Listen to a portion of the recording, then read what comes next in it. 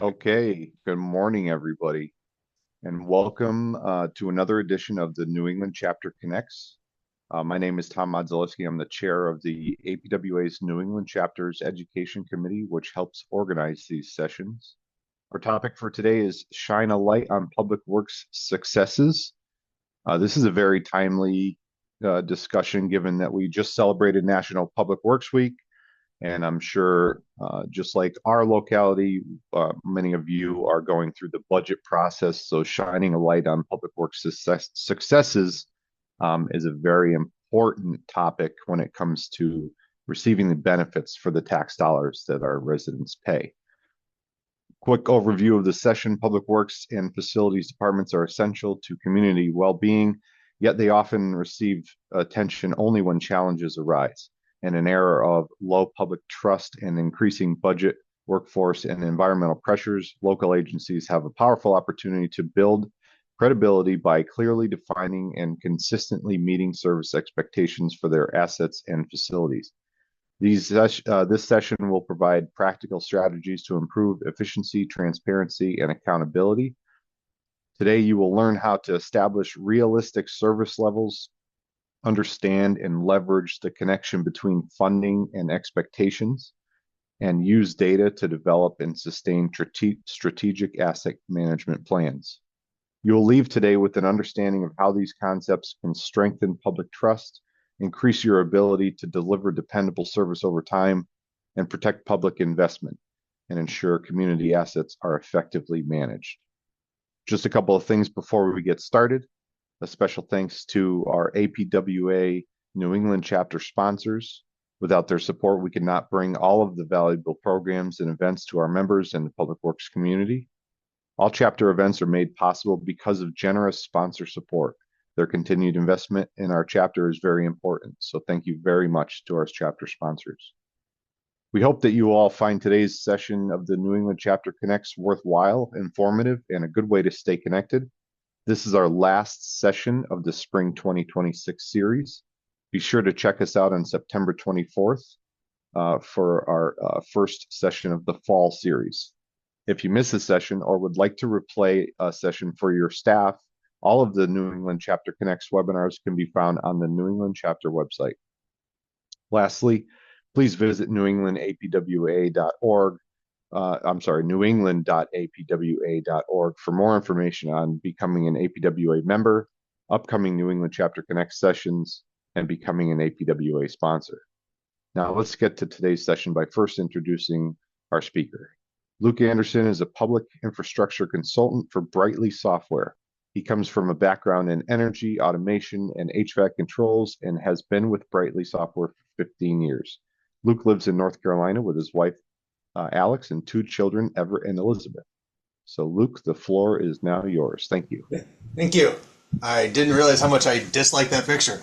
That's the one we're gonna have to get fixed. That was terrible. I need some beard in that picture. All right. Well, appreciate that, Tom. All right. Let's jump into it. We only got a little bit of time. I've got about 40 to 50 minutes. Tom and I were chatting a little bit earlier, and he was already asking questions, so I'm hoping we can engage. So if you guys have thoughts or questions or feelings, please speak up. A lot of this is stuff you probably already know, and it's probably stuff your leadership knows, it's probably stuff your constituents knows and your customers know, but there's not really, in my experience, ever been a formalized way to really put it together. That's what I hope to teach you guys today, because a lot of stuff that Public Works does is sight unseen. Right? Roads are the easy example, right? People know when a potholed road goes and no potholes are there anymore. What people don't understand is why a decent road or an okay road that doesn't have a ton of potholes and cracks and problems, or an asset that's an okay, is getting refurbishment. They just see construction, they see delay. They absolutely see when things fail, right? But they sure don't care when they don't fail, right? Nobody's excited when the HVAC works in the courthouse. Nobody is calling Public Works and saying, thank you guys, I flushed the toilet after my kid today and all the water and the poop went down, right? It doesn't work that way. It's always when the problem happens or the failure occurs that the problem comes in. So I always like to start here. This is one of my favorite, it's amazing how many places in life. Yeah. Restore. There's a lot of application of this across really anything in your life. I just used it the other day. I had a good friend of mine who's building a house. And he said, we got a friend of ours who's a contractor, so he's getting everything at cost, right? Cost plus 5%. So he's excited about the cheap side. He goes, he's my good friend, so he's going to prioritize it, right? And he's building it. Everything's high quality. So when he started his home building process. I told him, I was like, bro, there's no way. You can't have a good house built inexpensively quickly. It doesn't occur. Well, we're a year and a half later. Guess what he has? He has a good house that was built pretty cheap. But it has been slow as molasses getting built. It has been the last thing on this contractor's mind. It's probably going to impact their friendship. But this idea of good, cheap, and fast also applies to everything we do in public works, right? Most people aren't willing to say, I'm willing to not spend, I don't want to spend any money. I want cheap. Therefore, I want, poor food and I want it fast. I want poor roads and I want them quick. Or I want good roads and I want them really slow. Right? Most people want inexpensive outcomes that happen quickly at the highest level. So the goal today, how we're going to kind of try to overcome that, it's kind of a 3-step process.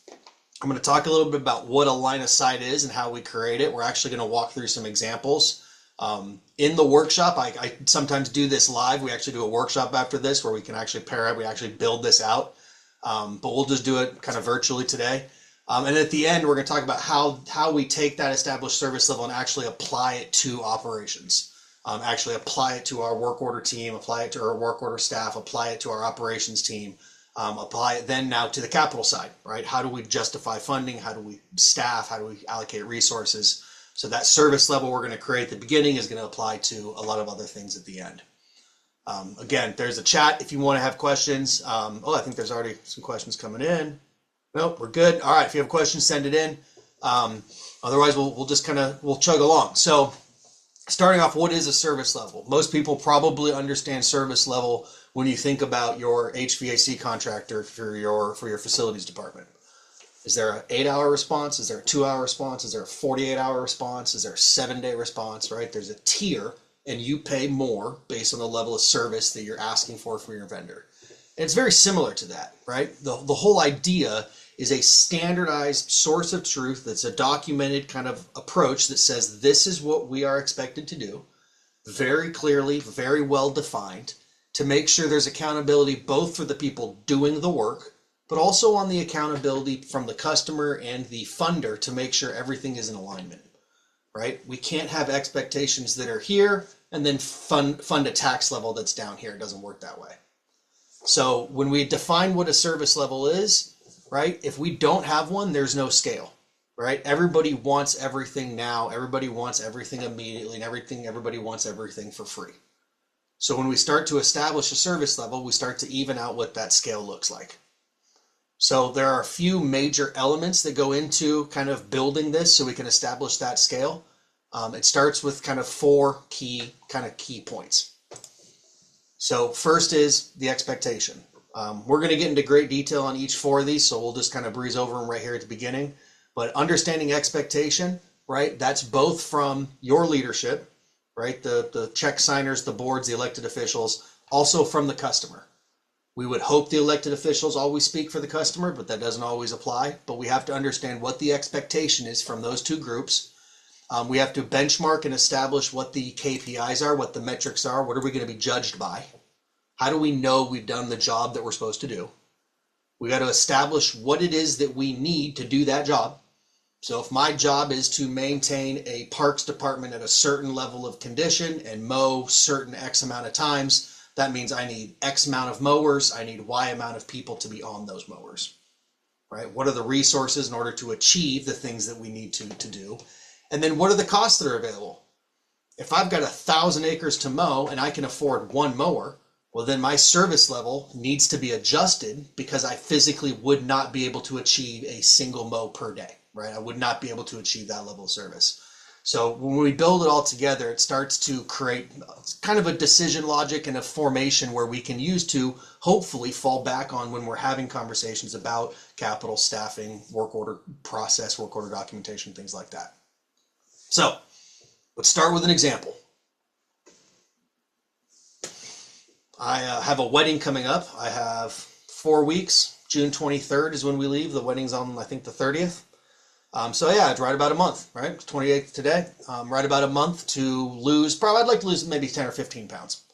So essentially, my first thing that I'm doing when I establish this idea is what is the goal I have, right? The goal that I have right now is to lose 10 or 15 pounds in the next 30 days to look nice in a tux for a wedding, right? It is good. I do want to be healthy, all that stuff. I'm not overly unhealthy.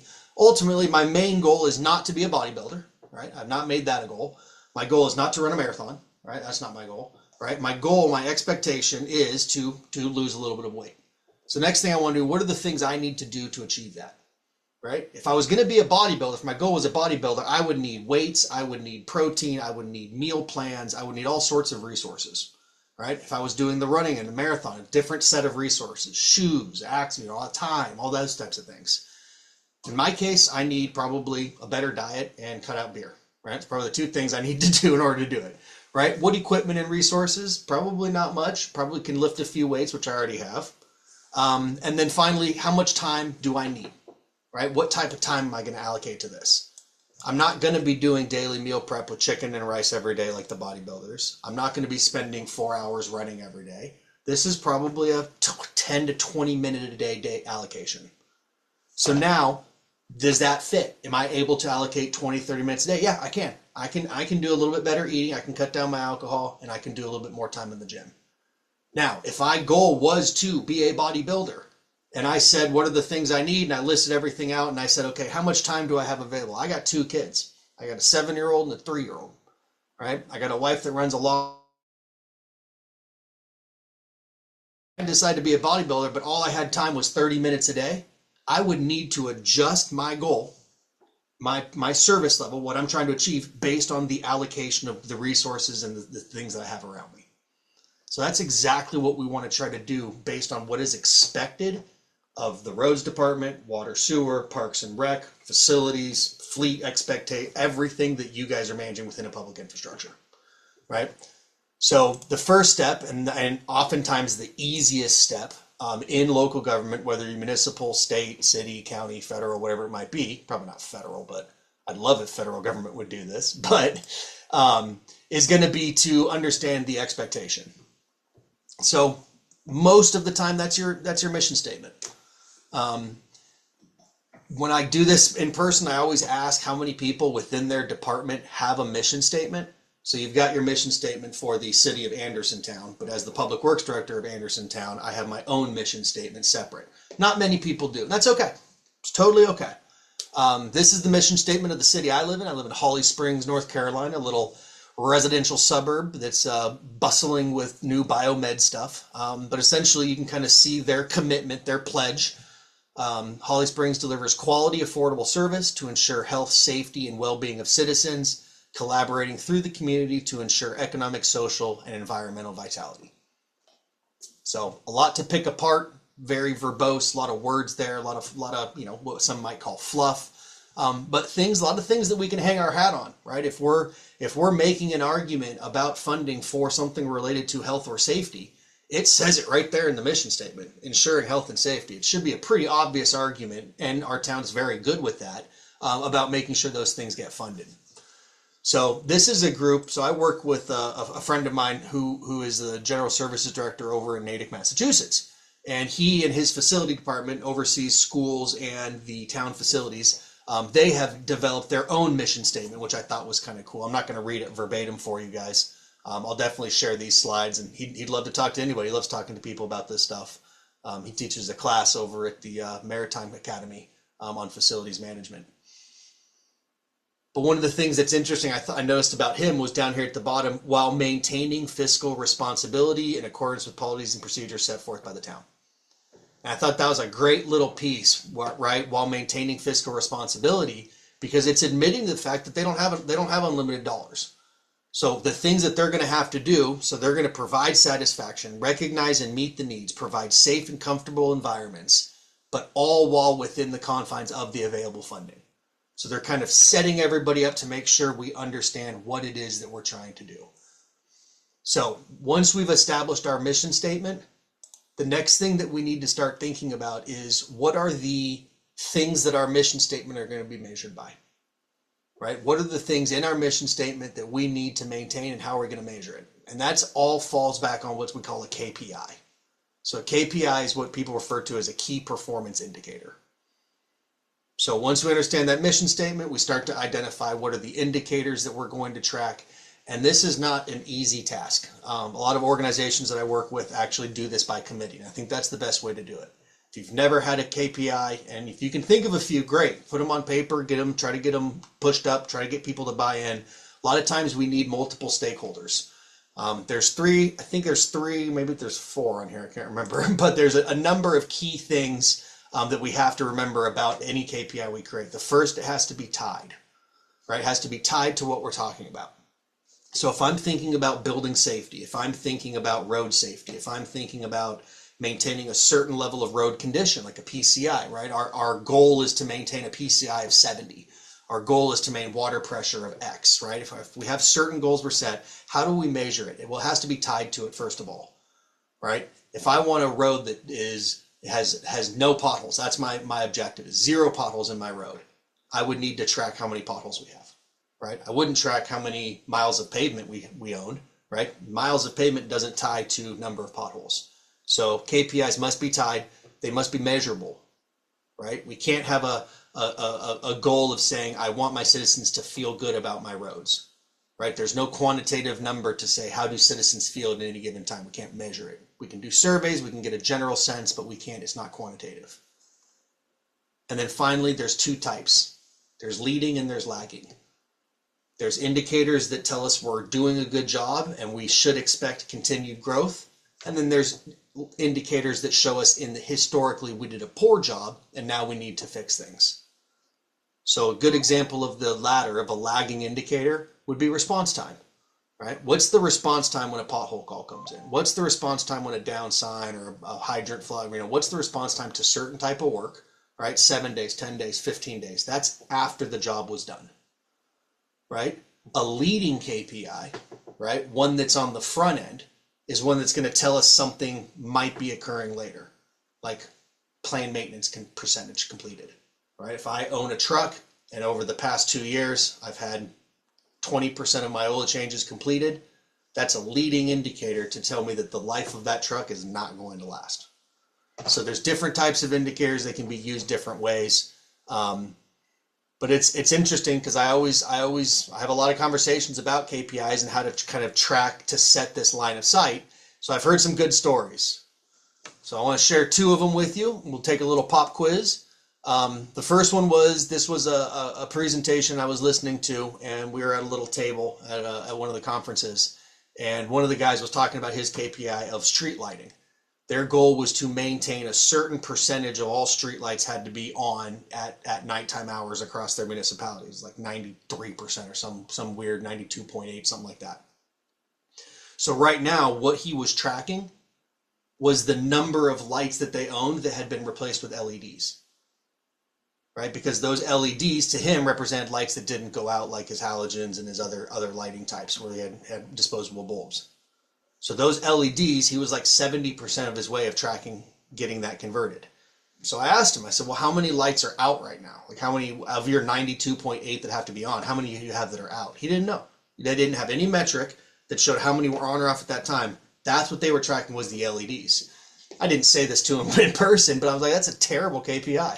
It's a crummy KPI. You can't do it that way, right? It's not tied. Right? The number of LEDs does not tie to the 92.8% of lights that need to be burning at 8 p.m. on any given day. And then the other one I heard was at a I think it was either the same or a different conference. It was an OSHA it was OSHA presentation on safe building management. And we were doing just an open discussion. And one of the people had mentioned that their group does more safety training and has won more awards for kind of safe buildings than anybody else he knows. And he kind of staked a claim as he was the safest building. And my thought there was, yeah, well, okay, but how many preventable accidents have occurred at your building? You could have all the training in the world, but if somebody isn't doing their job and leaves a carpet with a hook on it, somebody trips, or somebody has a little shock from an electrical panel that's unlocked and some kids playing in it. I mean, there's a lot of preventable things that can occur just by bad management of a building. So number of accidents is, in my opinion, a much better KPI when thinking about how safe a building is. This is one from Natick. This is again from my friend over there, Mr. Spratt.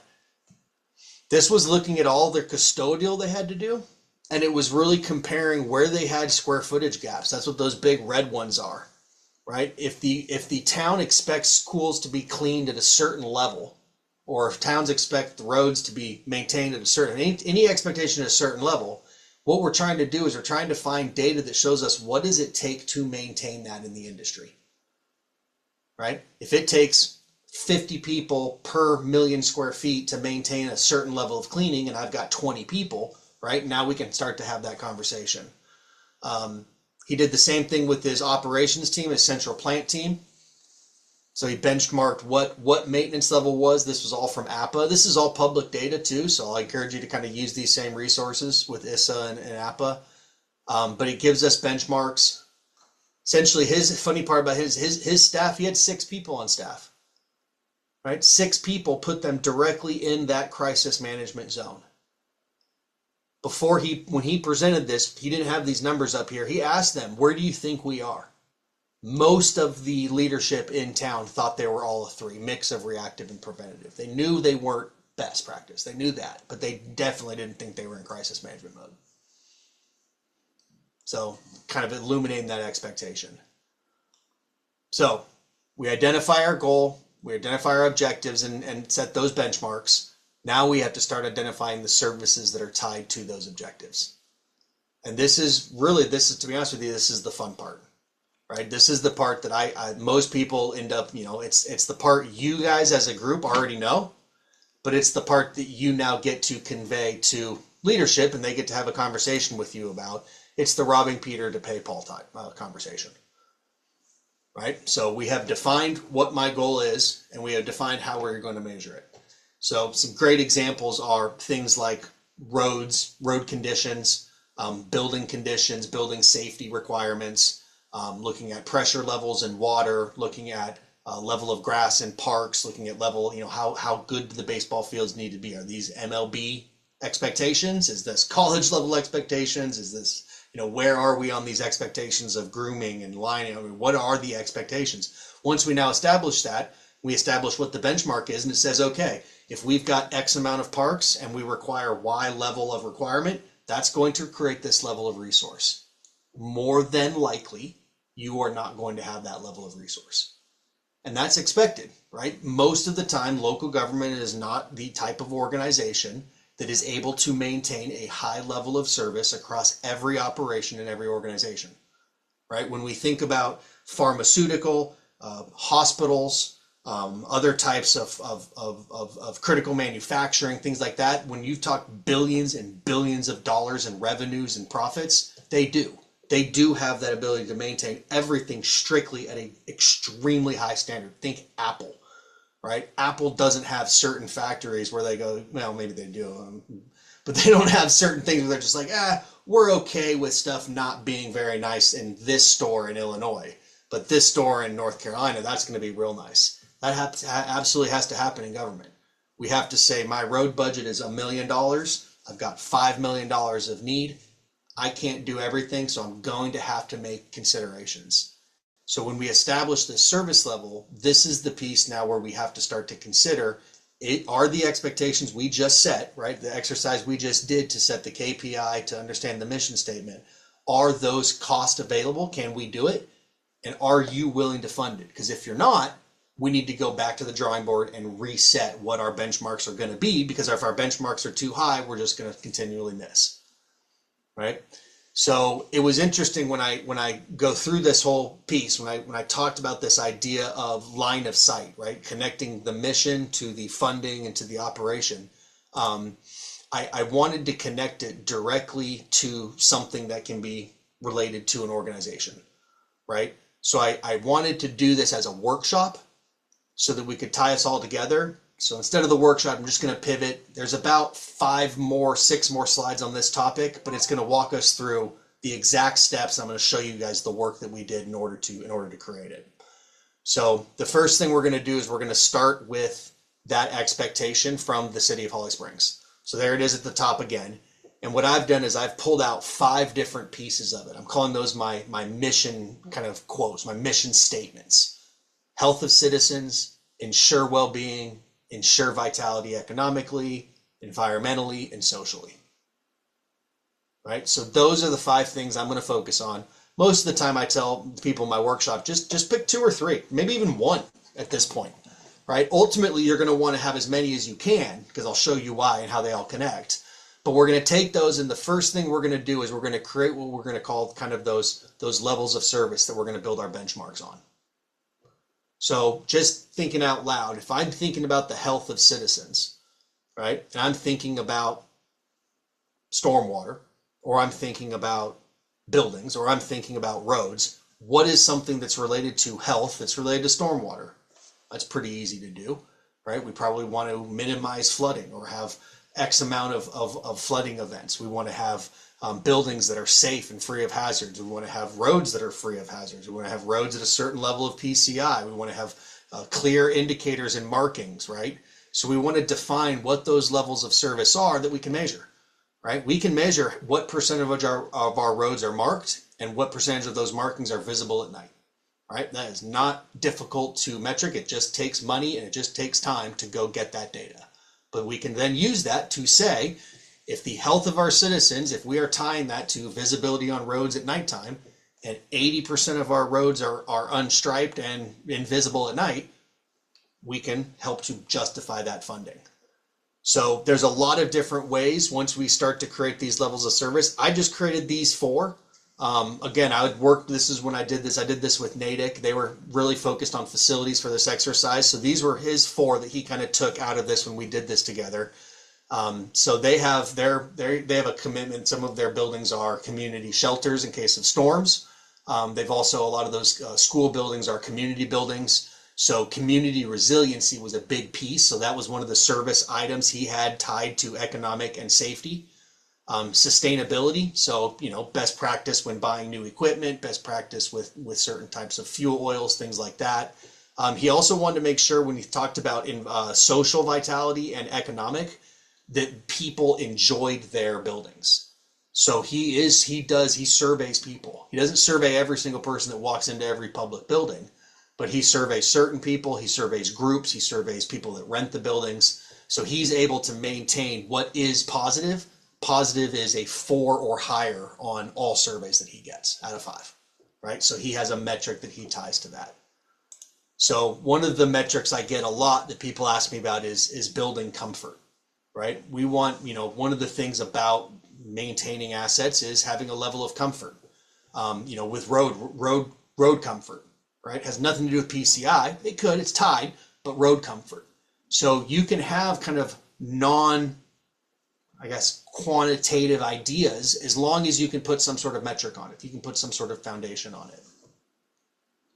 So now we get to that critical system piece, right? And we say, okay, what are the pieces that I need in order to achieve all of these missions and level of service statements? So health and safety is my fire and security. It's not just the assets that I own, it's the people that maintain them, right? If we're talking about road striping again, or we're talking about sign reflectivity or maintenance, or we're talking about, parks and rec, right? It's identifying what are those systems, right? X amount of ball fields, Y amount of fence types, these types of pathways, and this is the level of staff. These are the staff we need to associate with them, right? This one's not hard, right? This is the one that's actually more easy and fun than anything else, because it's the one where you guys get to shine, because you already know the answers to all this. Right? If you expect me to do these things, these are the things I need to do it. Right? And then we get back to the money. Right? We get back and we say, okay, we've established these levels of service. You guys want level, whatever, right? Middle level, top level. You want this certain expectation. This is what it takes to achieve it. This is where you're funding me.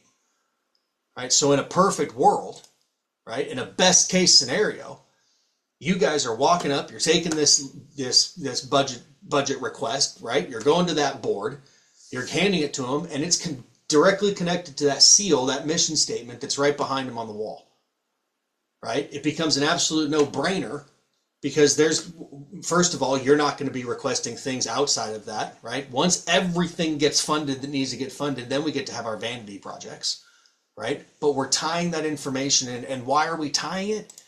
We're tying it because the conditional versus the programmatic, which is this constant angel and devil that every municipality is getting beat down by, right? I always like to say these people on the right, these guys that are at the big ribbon cutting for the new bathroom pavilion, new parks, all that stuff, they had to walk over this breaking bridge in order to get there. Right? All the funding went to the new, flashy, exciting, programmatic need. Meanwhile, the conditional need, the infrastructure need, the behind the scenes, the hidden need was left invisible. Right? This is where we tie that service level to talk about how that connects. So what I'd like to do now is walk you through the example from York Water. This is a water provider up in Canada, provides hundreds of thousands of homes. They're the ones that I actually listened to his presentation, and he inspired a lot of this presentation. I think the way that he approached it in his community is really cool, and I think you guys hopefully will like the story. So we'll jump into it. So he started off by getting together, I think it was about 30 total stakeholders across their entire organization. So he had a couple of engineers from his water side, he had a couple of operators, he had a couple of citizens that were drinking water subscribers, he had a couple of people from the town public works. There was like 3 or 4 major towns that he impacted. He had a couple of elected officials from those towns. I mean, he literally had stakeholders across every person that touched this water organization. And they used a survey app, like you see here, as a screenshot from him. And every single person had to pick one of those 3 things. I agree, I disagree, I don't even know what this is, or I'm unsure. So they started off with these 30 people. They spent a few hours taking the survey. Everything that was agreed went off, was done. Didn't have to worry about it anymore. Everything that was disagree or unsure was in the next meeting. Next meeting, they all got together, voted again, discussed, ended the meeting. They did this, iterated this until everybody agreed for every single condition and every single level of service. All those things we talked about, right? The mission statement, pulling it out, kind of building it. They got the buy-in of everybody and lined all that up. Once they did that, they connected it. Ultimately, this is what these types of exercises can look like. This person really took it to the nth degree. This is 4 levels of connection. What I was doing was 3 levels of connection. So every level you add, you can see adds quite a bit. Because at the very top, this is their mission statement: supporting safe communities, improving access to health and support services, attracting business to grow employment. And you'll see some of these have nothing to do with water. Deliver and promote affordable housing. You can see there's no line connected to that. That has nothing to do with his ability or his capability of providing water. It is still a mission in the statement, but it's not the water. You can see where he connects. Economic growth, safe communities, attraction of business. And then you can see the level of service that they've tied to it. So supporting safe community means providing safe drinking water. Well, what are the functions that we're going to track? What are that we can metric, right? Maintaining quality of treated water and withdrawal of certain groundwater. Okay, well, what is quality of treated drinking water? Well, here's the metric: free of chlorine residual, combined chlorine residual, withdrawals. Here's my metrics on treatment capacity. So in order to provide treatment of safety, we need to do these things. In order to do these things, in order to provide that thing, which achieves that thing, right? And this is what they did from a visual standpoint. If you go to an organization and you say, hey, I need $200,000 to replace motor 049040, here's a picture of it. It is not nearly as impactful as saying, hey, we've committed to healthy communities and a sustainable environment. In order to do that, we must provide clean water. Clean water, in this case, for our eastern section of York, depends specifically on station number 4. Station number 4 has 2 main processes. It does the cleanliness and the discharge. I forget what the exact answers were. And in order for those 2 things to occur, this pump drives it. So if this pump goes down, those 2 things go down, this goes down, we can't achieve that, which means we are failing these. right? And that is exactly what we're trying to do. That's exactly we're trying to make that line of sight. So to take that back to a much more kind of simplified answer, back to the Holly Springs, right? I've got this fake little boiler. This is our boiler plant inside of our community center at Holly Springs. This boiler plant serves 2 of our main levels of service. This was our resilient community space, and this was our sustainability and best practices. These boilers are electric and they are brand new. So we are achieving those levels of service, which means we are directly impacting our mission statement number 2, which is the safety and well-being and ensuring the safety and well-being of citizens, and mission statement number 4 of ensuring environmental vitality. So we've been able to connect that asset line of sight back to the mission statement or back to the original goal.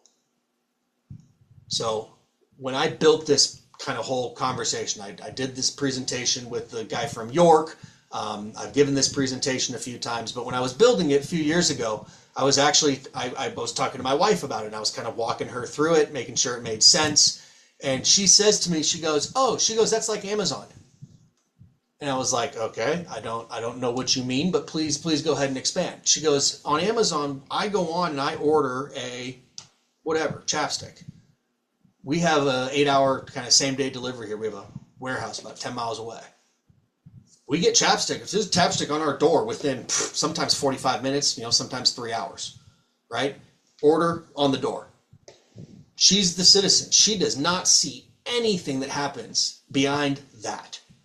Ultimately, what has to happen? That order is received at the warehouse. That's given to somebody to go pick out of the warehouse, or a robot to get. That's then packaged up, put into some kind of truck, bike, drone, something, brought to our house, taken out, lifted up, sat down, back to the thing, fill it back on the form, information goes back to the warehouse, closes out the order, right?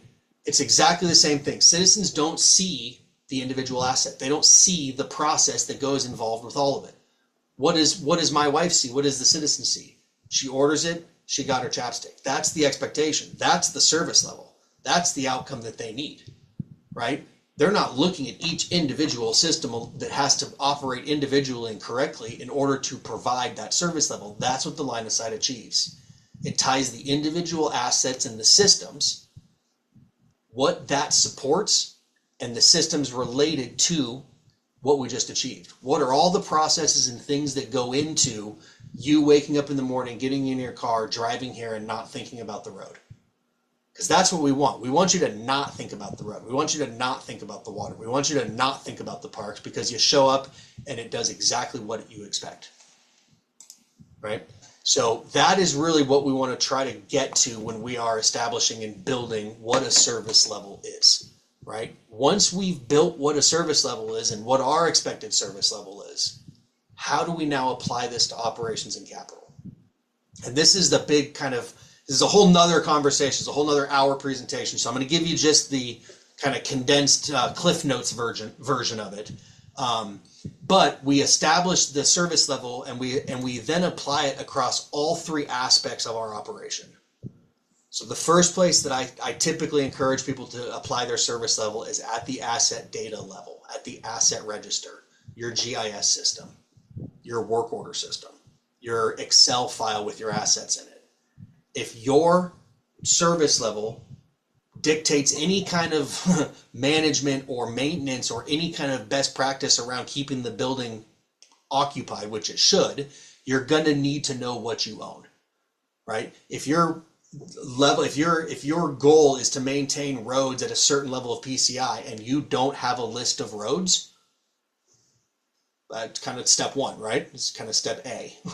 So building the register to match what that service level is, right? If our service commitment is maintaining parks and grass at a certain level and ball fields at a certain level and something like this, I better have a detailed inventory of all the fences, all the square footages on the fields, how many ball fields we have, what size are they, right? That way we can start to set those benchmarks. Second place we start to do it is on the work order side. So now we've said, hey, these are the assets that we have to track. These are the metrics that we must track against them. What are the fields that we have to complete when we do the work? So when Luke goes and mows the lawn that has to be kept at a certain level, what information do we need about Luke? It's kind of a loaded question, Because in some cases, you could tell me you need to know everything about Luke. You need to know what mower he was driving. You need to know what hat he was wearing. You need to know what the weather was outside. And all that data plays into all these great metrics and all these great things. But we have to remember that at the end of the day, we're limited on our time, right? Your staff that's doing the mowing, your staff that's doing the paving, your staff that's doing the fixing does not have time to fill out 500 stinking fields on a work order. So we start to think about what is the data we need from a service level standpoint, right? A lot of stuff is automatic, right? If we have to fill a pothole in 7 days, my work order system should tell me that the pothole started on Monday and it was closed on Wednesday. That's 3 days. So a lot of that stuff kind of comes out of the box. Maybe it's labor related, right? We want to have a 40% of our labor allocated to this type of planned maintenance. Maybe it's parts related. We want to reduce our total parts spend because we need to be more fiscally responsible. As long as we're tying the work order to whatever the metric is, that's going to give us the best success. And then the most obvious one to tie our service commitments to and our service levels is to our asset register or our long-term plan. This is the one that says, hey, if you're giving me a goal of roads with no potholes, that means I need to maintain roads at least a 60 PCI with nothing under a 40. Therefore, I'm going to need this level of commitment, right? We all work backwards. So the long-term plan is where the most obvious application of the service level is, but it does infiltrate all pieces of that asset management program, that asset management approach. So when we think about the long-term plan, right, and how the service level applies, it's very, very specific. It's very, very clear. Everything you own is going to die, right? That's the first statement. And if you want to argue with me on that, I'd love to have that argument offline. If you can show me something that isn't eventually going to die, right? Any type of infrastructure that's infinite, I'll buy you a beer. So the first step that we do is we identify what is that expected timeline for it to die, and what is the expected pattern for it to die. How much is it going to cost when it dies? So we establish those three things first, right? If we're talking about roads, talking about sewers, talking about parks, all those things have life cycles. Everything's going to die eventually. So what is that end of life? What does that degradation look like? How much is it going to cost at the end? And then is there anything I can do before it dies? Right? That's the other big piece. Once we've done that, we can start to establish where are those assets. So again, think about each dot representing a section of pavement. Think about each dot representing an asset in a park. Right? Overall, these assets blend out to probably a kind of an average right here in the middle. We got 20 or so assets at end of life. We got 30 or so assets that are new. So our overall level is somewhere here in the middle. If I had more assets, if I had a bunch of stuff down here on the end of their curves, right, my average would be lower. If I had a whole bunch of assets that were brand new, my average would be higher. But when we think about that average, right, we're taking and we're understanding where is that service level, right? Where do we need to be? The second piece to this is we have to start to think about what are those assets at the end of the life, right? What are these assets down here at the bottom? These are 5 pieces of equipment, 5 roads, 5 whatevers that have reached their functional end. How important are those? Are those 9s and 10s? Are those the most critical things we own? Is that an elevator in a 6-story building where the 5th story is the disability services? This is a true story. Client I was working at. Elevators are down. Well, 6th floor is the disability services. What are you going to do about the elevators being down? They literally had somebody carrying people upstairs. I am not kidding. It was absolutely wild. But when you have assets that fall within a certain criticality zone, it completely changes the picture of what that level of service wants to be. Because now it's not just about having the best overall blank. It's not just having clean buildings. It's having the clean buildings in the right spots if we can't afford to do it all. If we can't afford to inspect everything, we better inspect the things that are critical that need to be inspected. So this idea of consequence of failure gets paired with the idea of life cycle. So we know where assets are on their life cycle. Now we pair it with that failure rate. That magically just tells us what we're supposed to do. It's not rocket science, right? It's also very, very nice to be able to convey this up the chain to leadership. Because when we think about the consequence of failure, risky things tend to be expensive. Non-risky things tend to be sexy, tend to be things people want. Ooh, I'd love that new upgrade. I'd love that new blank. Doesn't really change any risk. There's no consequence attached to that project, right? We're not reinforcing a bridge. We're not expanding a road or adding a turn lane where people keep having accidents. We're not impacting any of that consequence of failure. We're just doing something we want to do. So when we start to think about the assets in a consequence of failure kind of perspective, things that are low, right, in a building, that's your carpet and your paint, right, in a road network that's based on traffic count or based on accessibility for emergency priority. In water and sewer, it's size, it's pressures, it's material type. There's all sorts of things that represent low consequence. We now can compare that to how far is it on its life cycle. The probability of failure is typically based on age. If it's supposed to last 20 years and it's 25 years old, the probability of it failing tends to be fairly high. Now, you could have rebuilt it and it could be in great condition, then my probability would be low. Right? So the idea now is, what is the probability it's going to fail versus how critical is it? And depending on how critical it is, this risk zone, right, is drawn by you. It's drawn by your organization to determine how risk adverse are we. If you make this risk zone real small up here in the corner, that means the most critical stuff you own, the most, life and death type of assets, the most important things in your portfolio are going to go 2/3, maybe 3/4 of the way to complete failure before you even have a plan.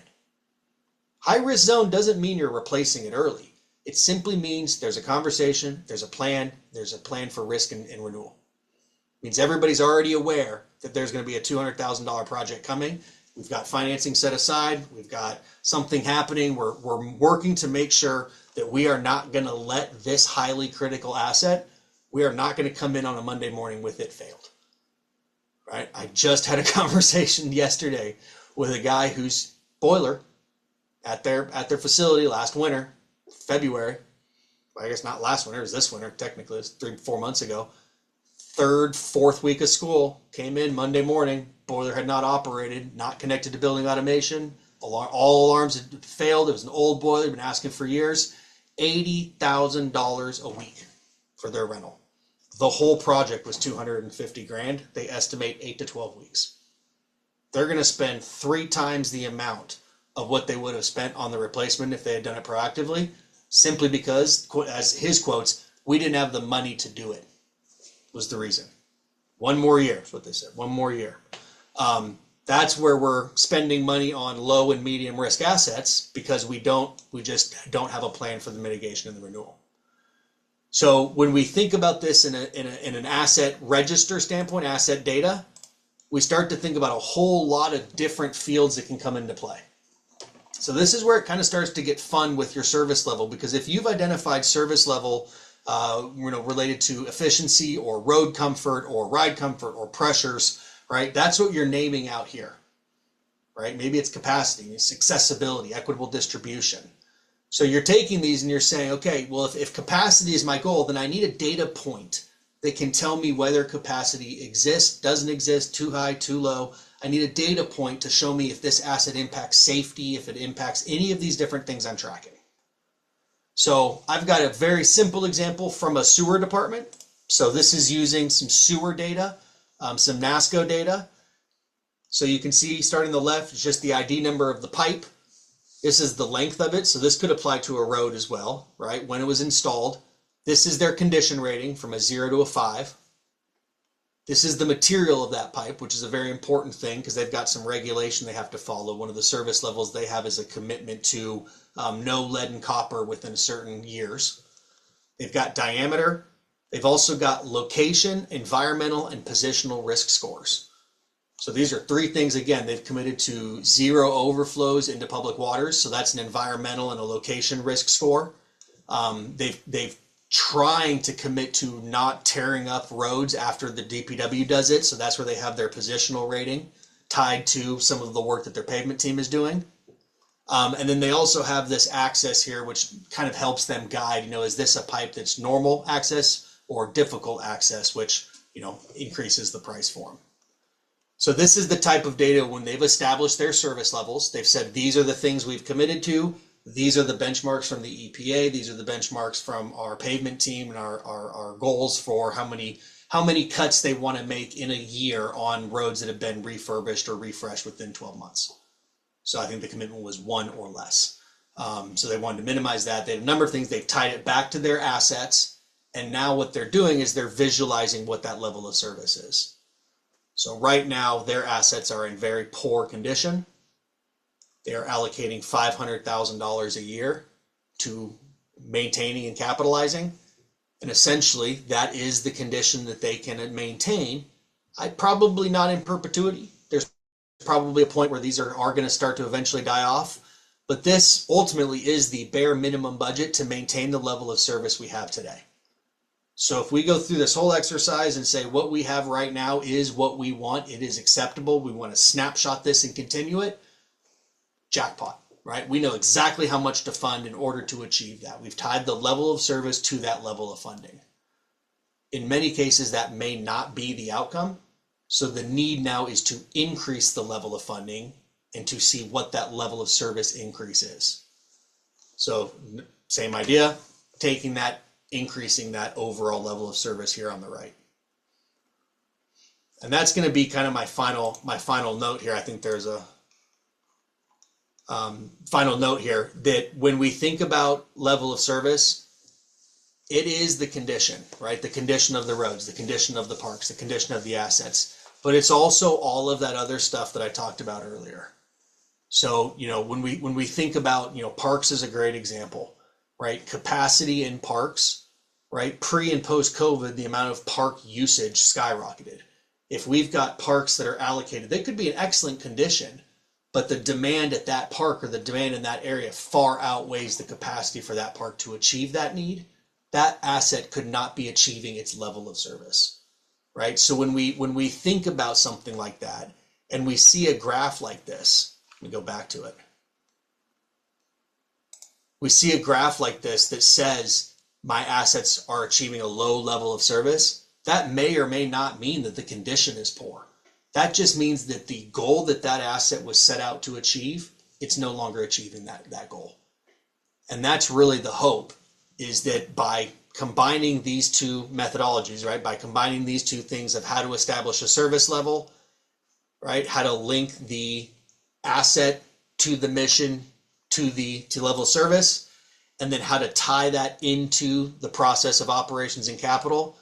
Ultimately, that's what gets us back to kind of my final slide here, which is that perfect world, right? I know it's not real. I know you guys won't actually achieve a perfect world, but I've seen it done many times where we can truly change the trajectory and change the way people think by doing these exercises with them in person, right? Don't keep this in a vacuum, right? If you like what you heard and you want to do it, I'm happy to send you the documents if you want to do it internally. But it's a great exercise, even if just verbally, to get people to commit. What is it that we're trying to achieve at the mission level, and how does that connect to the asset that we have to maintain? So thank you all very much. There is a survey in the chat, so I think definitely make sure to fill that out. Any feedback you have for me would be wonderful. Positive feedback is nice, but the negative feedback is what helps me change and do better for the next people. So definitely appreciate the time. Thank you, guys. Right. Great, Thank Luke. you. We really appreciate we appreciate you sharing all that information with us. I thought it was a fantastic presentation. I don't see anything in the chat right now, but if anybody has any questions, we got about 6 minutes. Feel free to drop it in the chat or unmute yourself. Otherwise, we'll wrap it up and get you back to your day. Any final comments, Regina? No, that was wonderful. Thank you so much. And just a reminder to the audience that we did record today. So if this is a presentation that you'd like to show to your team or to your elected officials, just it will be on the T2 YouTube page, and also the New England chapter's website as well. Next week, it will be available. All right. Oh, right. Scout, I just answered that. Gotcha. Yep, and I can send the workshop stuff too. I've got essentially I have this presentation in an outline form and then a worksheet that walks you through all the steps. So I'm happy to provide that to you guys if you want to put it on the site and link it up with the presentation as well. Well, Luke, can we just provide your email so that we can, if someone can reach out to you, if you Sure. could just throw that in the chat box, that'd be wonderful.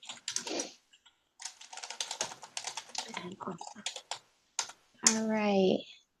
And just a reminder, there will be a break for the Chapter Connects through the summer. We will be back in September.